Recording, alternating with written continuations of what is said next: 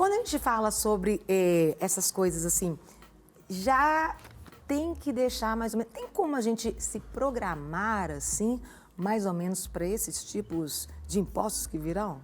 Carol, na verdade tem sim. Tem sim, porque tanto IPTU quanto IPVA são impostos que todo começo de ano são devidos. Sim. Então, o proprietário de carro, de moto, enfim, de veículo automotor, ele sabe que no começo do ano vai ter que pagar o IPVA, o DPVAT, a taxa de licenciamento, e o proprietário de imóveis urbanos sabe que também que todo início de ano vai ter que pagar o IPTU. Então, na verdade, dá para programar. Dá para programar? E a gente trouxe aqui, conta um pouquinho pra gente, né? Explica um pouquinho a respeito de cada um desses impostos. A pessoa, mas não concordo, não quero, não... enfim. Quer começar por onde?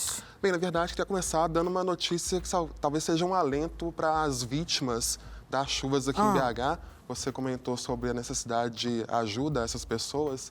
E a legislação do IPTU traz uma possibilidade interessante. Sim. O IPTU aqui em BH, a legislação prevê que é possível o perdão desse imposto para as vítimas das chuvas.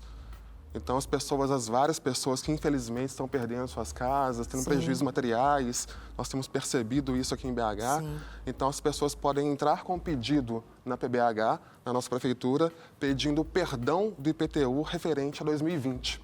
Né? Então, esse pedido ele segue um rito, né? A pessoa deve pedir um laudo da Defesa Civil.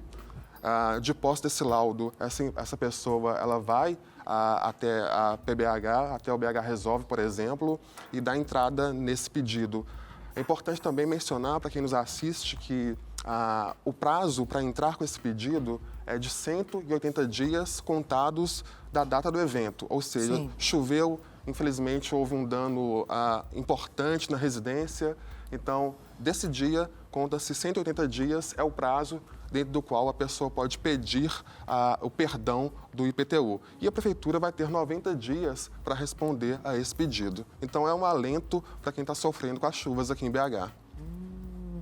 Normalmente, às vezes, há dúvida, o locatário, ele ali alugou aquele local, quem tem que pagar o IPTU?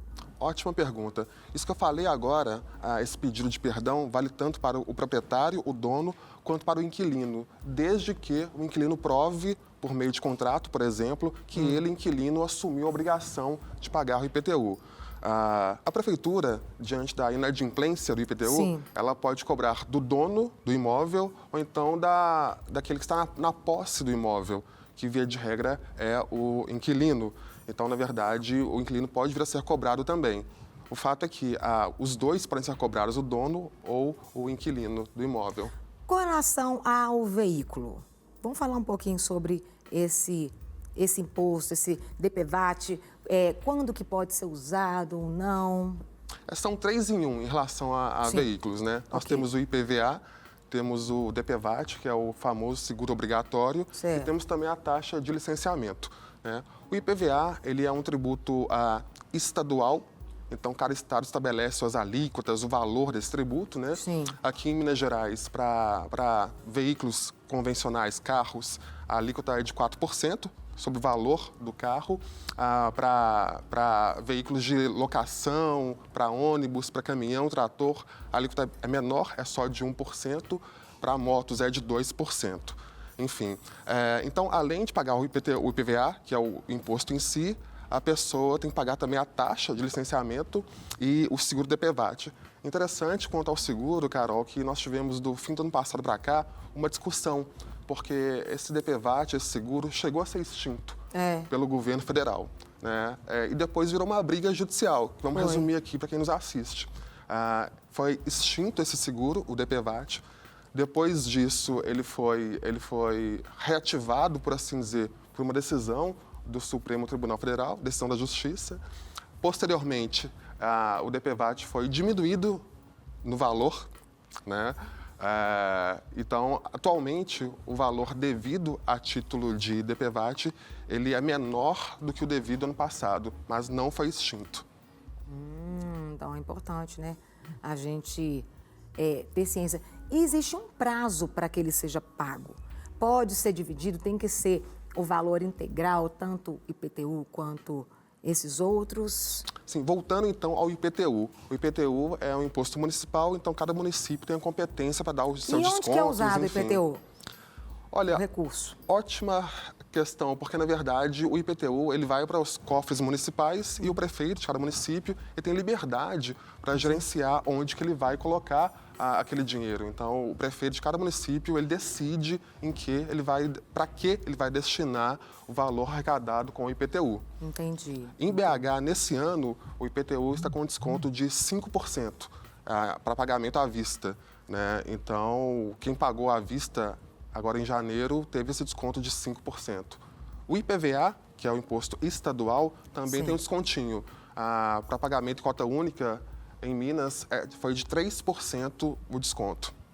Entendi. E normalmente, por exemplo, na questão ali do DPVAT, né? Em que casos que ele é usado, que casos que não se usa o DPVAT, né? Quem são os beneficiários desse seguro? O DPVAT ele se destina a custear as indenizações para as pessoas acidentadas, né? Então, ele é um seguro que é feito nacionalmente para custear justamente a reparação, as indenizações das vítimas em acidentes de trânsito. É algo, então, que você precisa, né? Normalmente, quando você solicita esse seguro, demora, às vezes, um pouco para você conseguir receber? Olha, normalmente não demora, questão de alguns meses. Se a pessoa estiver com toda a documentação em dia, enfim, então não costuma demorar. E, como eu mencionei, é um seguro nacional, então, independentemente de onde tenha ocorrido o acidente, enfim, a vítima vai ter o direito a essa reparação. E você tem alguma dúvida aí, gente, sobre esses impostos? Manda para cá, 319-8402-9756, 319-8402-9756.